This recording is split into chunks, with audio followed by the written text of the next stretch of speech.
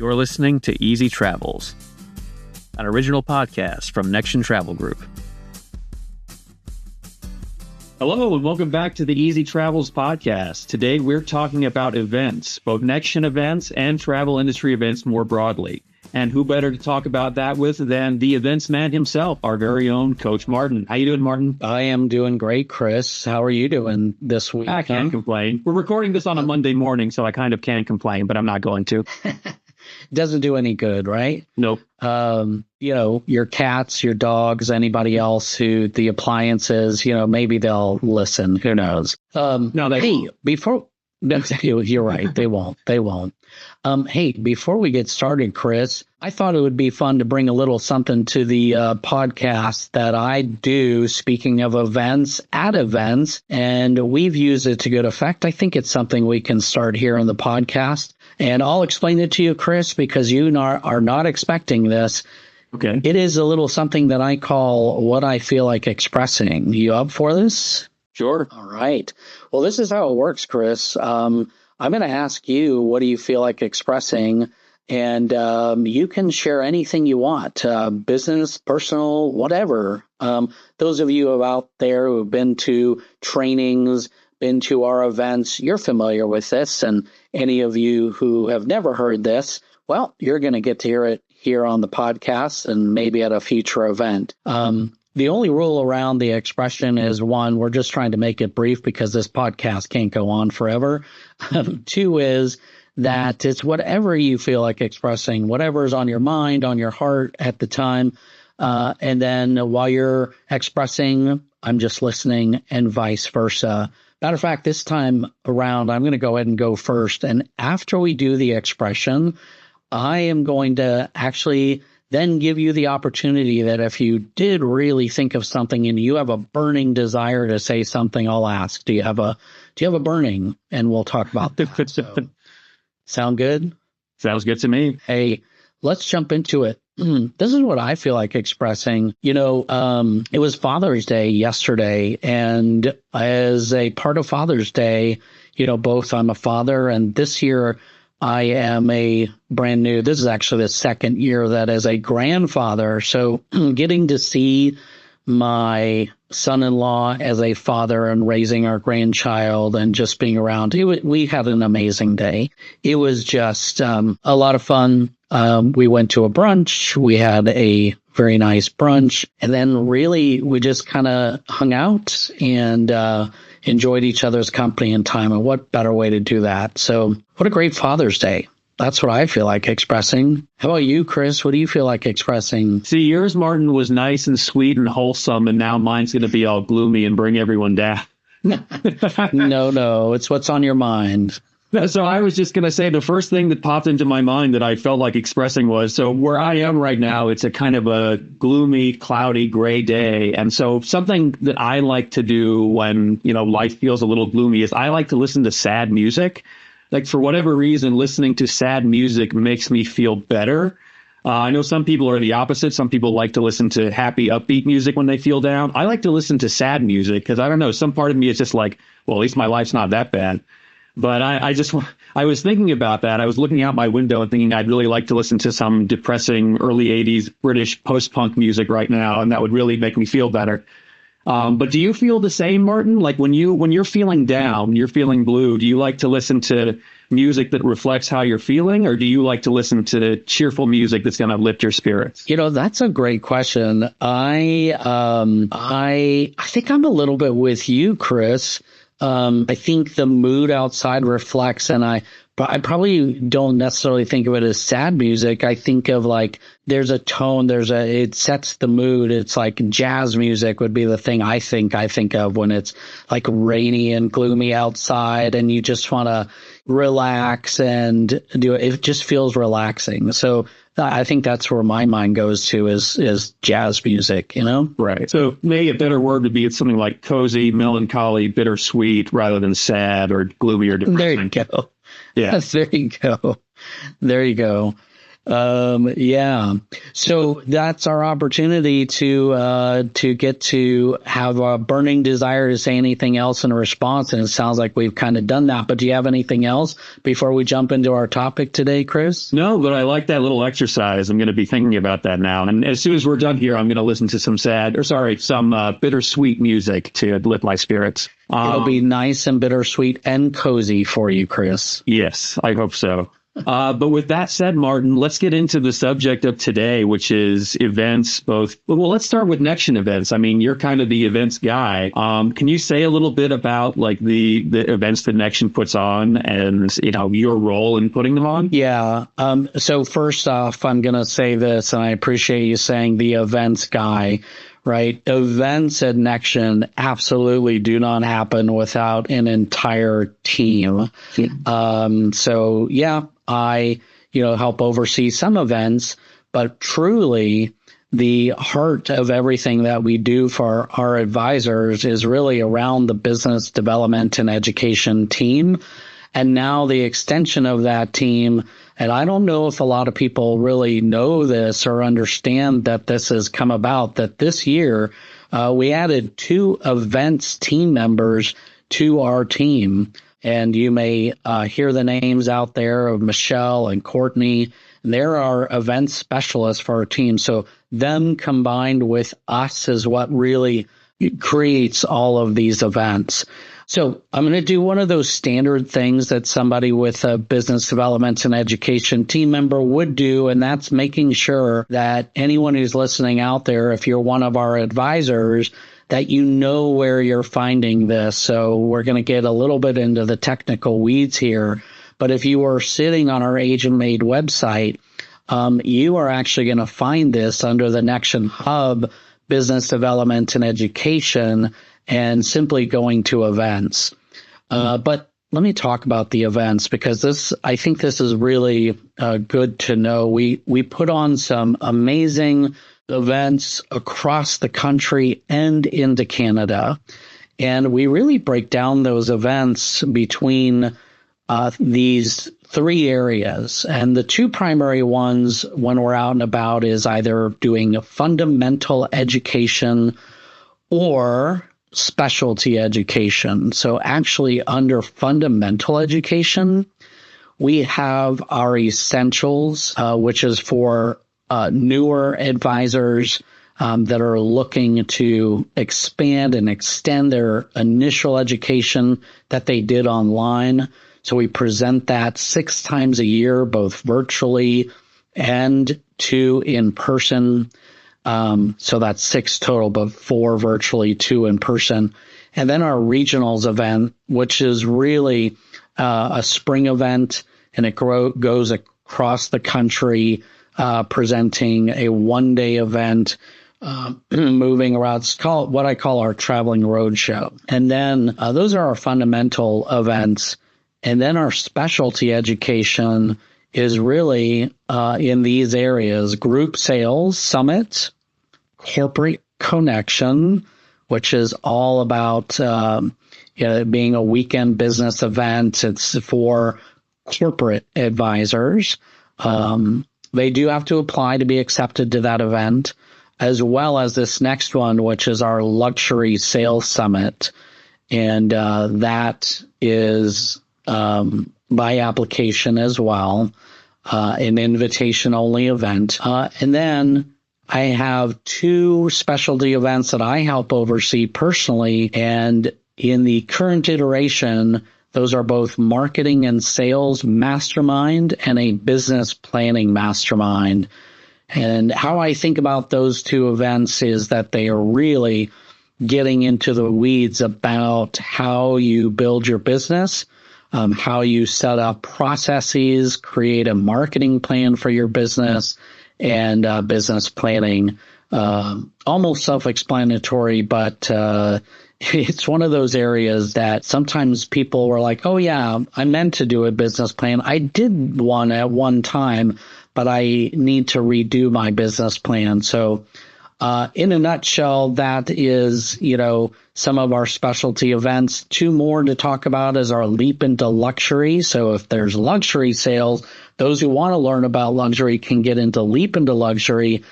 And brand new this year, we introduced, and it's already happened, our very first ever cruise sales summit. And it was a smashing success. So that's a little bit about the types of events and the rundown of our events. That's a lot, right, Chris? Yeah. So shifting gears just a little, because we also there's two types of events we really focus on here. There's our Nexion events that we put on, but also there's a lot of industry events that aren't necessarily hosted by Nexion, but we have a presence. Can you distinguish between those a little bit? Yeah, absolutely. So, Nexion event, self-explanatory, we're putting it on, and that's, internal only to our Nexion members and advisors. Industry events are super important. And there's some great ones that are out there. Everything from our association events, like the American Society of Travel Advisor Conference, the ASTA conference every year.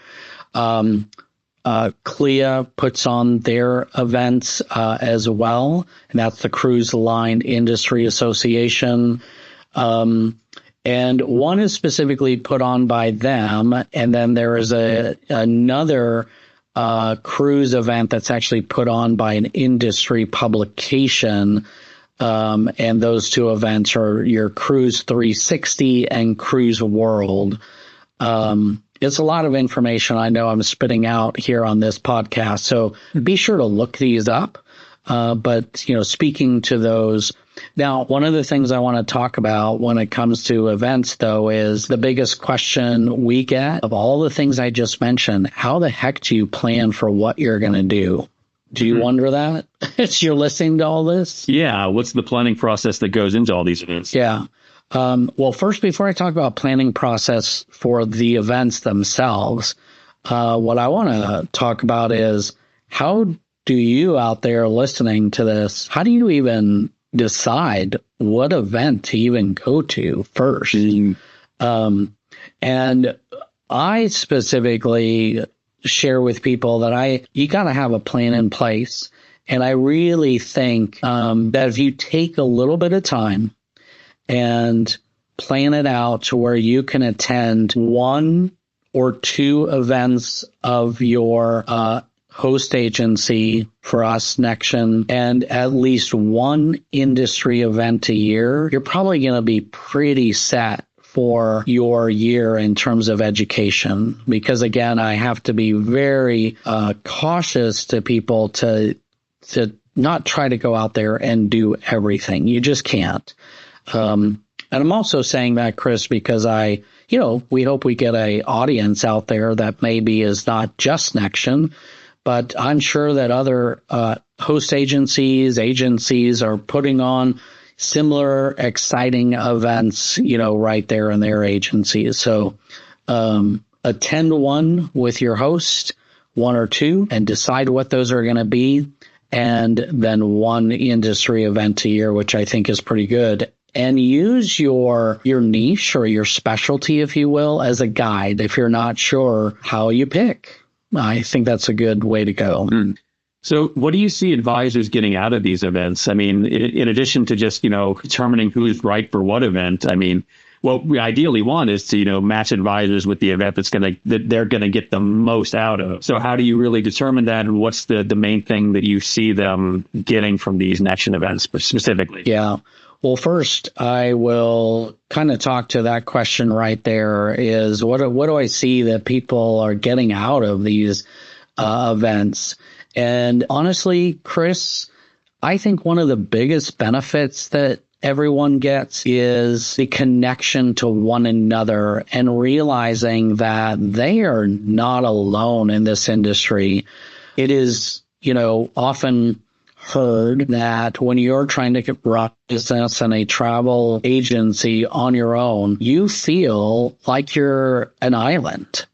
And these events is the thing that brings people together and helps them realize, oh, I'm not alone in this. There are other people that are struggling with, succeeding in, doing the things that I am doing, and I can connect with them. So camaraderie, finding other like-minded folks in one place. That's probably the biggest benefit that we see. And then the next benefit, biggest benefit after that is connection with our supplier partners. I mean, we constantly say this is a relationship-based business. So the relationship back with supplier partners and creating those relationships, but also finding connections and relationships with other advisors in this business so you can, help each other out. Maybe it's accountability. Maybe it's just checking in on each other.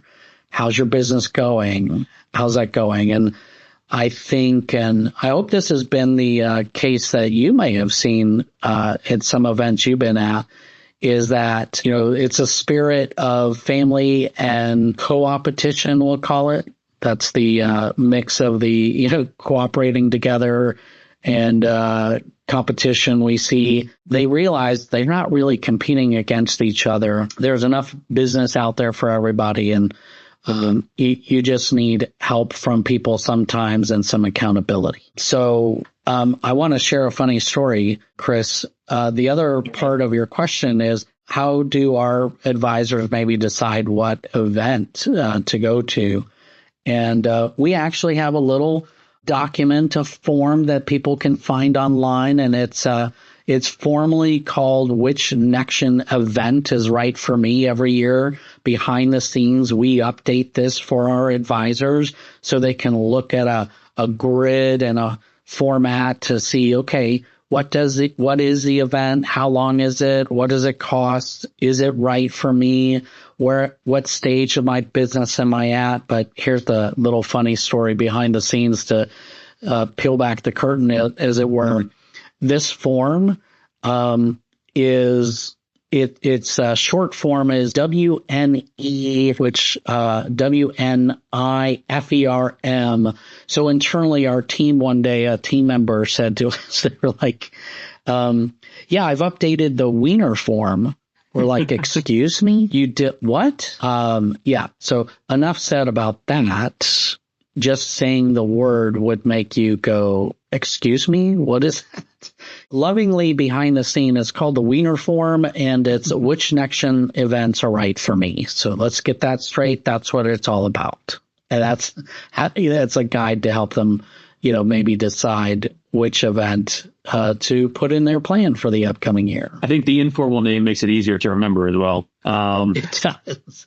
But you're absolutely right. I mean, something I personally always noticed at the Nexion events that I've been able to attend, it almost feels like a family reunion, but minus all the animosity and ill feelings that you get in a real family reunion. Because people are actually excited to see each other, after a year or so or however long it's been. And, that might not be the most important thing, but I think it is really important that, our advisors can show up to these events and know that they're not just going to be sitting through some stuffy corporate seminar. Oh, yeah, for sure. Hey, let me turn it back to you, Chris. I mean, you have been at your role and job long enough now. You've attended a couple, both, industry events and Nexion events. What's been the experience for you? And I'm more interested, as somebody who's not on our team. You are part of our team, obviously, but not specifically responsible for the events themselves. Mm-hmm. What's been your experience, and what have you seen? A few things, really. First of all, I really like travel industry people because they are so, you can't, if you've met one travel industry person, you've met one travel industry person. They come from all walks of life. They're all sorts of different types of people. And those are really the settings I like being in. I don't like feeling like the black sheep or the odd man out or the one person who kind of stands out in the group. I like, just being, blending into to an eclectic group of people. And so you really get that at both Nexion events and travel industry events more generally. But other than that, the main thing I notice is just the sort of, like I already mentioned, the familial feel that you get from just the fact that some of these people who have been in the industry for a long time, they see each other, maybe they work from home, or maybe someone's from Canada and someone's from Texas or someone's from wherever. they only get to see each other once a year, but this coming together of many different people from many different cultures and many different points of view is just like, that's the kind of thing that I really enjoy, just independently of my job. I just think that's really cool. So I'm always happy to attend any of these events, just because it's like, yeah, I know it's going to be fun and interesting, and I'm going to, at the very least, get like one interesting conversation out of someone who I've never met and whose perspective and lived experience is going to be totally different from mine. And I just eat that up. Yeah.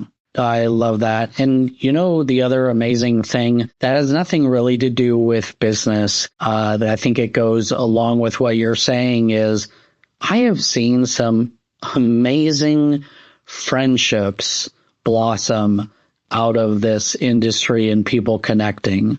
And it's so interesting to see when they happen and how they happen. And event after event after event, you sometimes see those same people together. And you also see, where you might be concerned like about a clique or anything like that, it's not about that. They're welcoming, they're inviting, and sometimes you see their little group, pod, whatever you want to call it, grow, and that's really cool. Yeah, and I think that's very valuable in this day and age, just the mixing of different perspectives. Absolutely. Learning from one another. There's no better way, and I don't think anyone would survive in this industry if they didn't have a mindset of being open and ready to learn. For sure. So, Martin, what kinds of things are the BD team working on right now? Maybe give us a little behind the scenes peek. What's going on to make the next event even better? The next events, I should say, even better than the last. Yeah, it's a great question. And I think if there's anything I would want anyone listening out there to know, is the amount of care and time that goes into curating these events. So, for example, we're starting even earlier than we usually do in the 2026 events. We've already got them plotted out. We know what we're trying to do and where we're trying to go. And I know that some of the folks out there listening are listening intently for, are you coming to a city near me? Where is CoNexion going to be next? That's always fun to have people waiting with anticipation of where CoNexion is going to be. But the main important thing that people probably need to know and understand is, one, it's with great care and diligence that these are being planned. We do take into consideration, I don't know that everyone thinks about this, as we do have to take into consideration where populations of Nexion advisors are, right? Mm-hmm. That's going to be my next question, and determining where to actually host these events, right? Right. And trust me, there are some places that we would love to go and take an event, but it doesn't always make the most economic sense, both from a couple of perspectives. Where's the greatest concentration? Because at the end of the day, this is still a business decision. We're doing it for the love and care of community and educating advisors, but advisors need to show up, right? Mm-hmm. If we try to take something to somewhere and only 10 or 15 people show up versus someplace where we can go where 45 to 50 will show up, that matters. What they call lift in this industry, right? What's the lift for an event? Lift meaning, okay, the airlift, what is the likelihood that a population of people will show up, and the ease of travel to get to a major airport that provides, lift plus cost. What does it cost to get to that destination? Is it easier to get there? So there's a lot of things like that are taken into consideration that I don't think people realize goes into this sort of planning. And it really does. Same with CoNexion.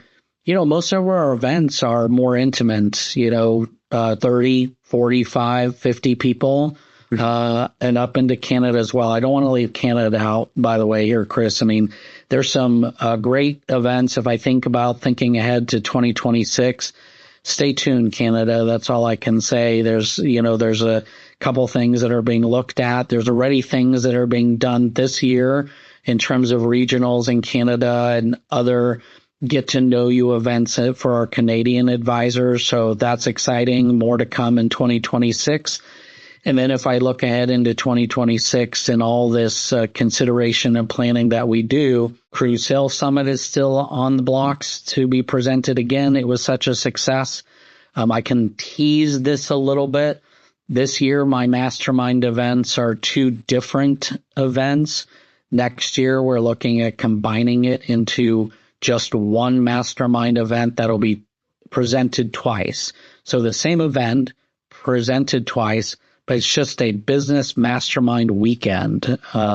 Stay tuned for that if you're listening and you've ever wanted to attend a mastermind. So instead of needing to attend 2 separate ones to get the full, both topics, you really can just come to one and decide which one works best for you. That's in the works for 2026. Trying to think what else I can say about 2026, but that's some of the stuff happening behind the scenes. So what are some, and you've already kind of touched on this a little bit, but just fun challenges that go into planning these events?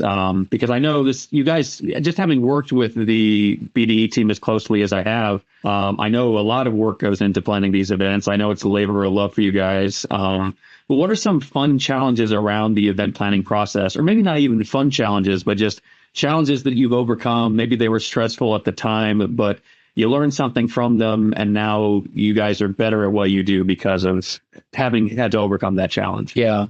And I think that and I love that we're calling the fun challenges because they are fun. You learn from everything. And one of those fun challenges just has to do with, again, maybe something people don't always think about. You come to a successful event and it just happens. And if it went very badly, oh, trust me, we would know, they would know, you would feel it. Mm-hmm. But a majority of our events, go off without a hitch. But the fun challenges behind the scenes about that are the lead up to what we call the RFP process, right? Anyone who's been in other situations, project management, planning, big stuff where you have to send out that request for proposal. Same thing happens on the event side. It's, sending out RFPs, multiple ones to hotel or convention space, and selecting and choosing which is going to be the right one. So one, it's got to fit the budget. It's got to do all that. So a lot of that's behind the scenes and selecting and picking, what is a place going to offer over another. Without mentioning any names, I'll give you a little bit of again, peek behind the curtain that says, we had a very successful event, let's say last year, and they were looking to get, our business or just bring in meeting space business, and they offered some great perks, deals, whatever it may be. And then the next year, all of a sudden, it's triple the price, We loved this space. It worked for us, but now we can't go back. We just can't do that. So that's happened a couple times where all of a sudden we're priced out of a location that we could do previously. But the other fun challenge is once we arrive on site, behind the scenes, the mental gyrations as well as the technical gyrations of just getting the meeting room set up. Again, our events team does a fabulous job before we ever even arrive. But upon arrival, what are some things that have come up?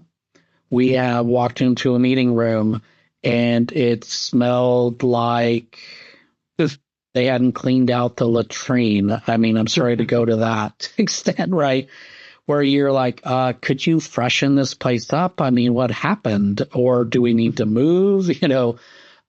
To complete full setups of our AV, our projectors, and all the technical elements of the things we need to present, just not even being set up yet. It rarely happens, but sometimes we've showed up the morning of and realize it's not even completely done.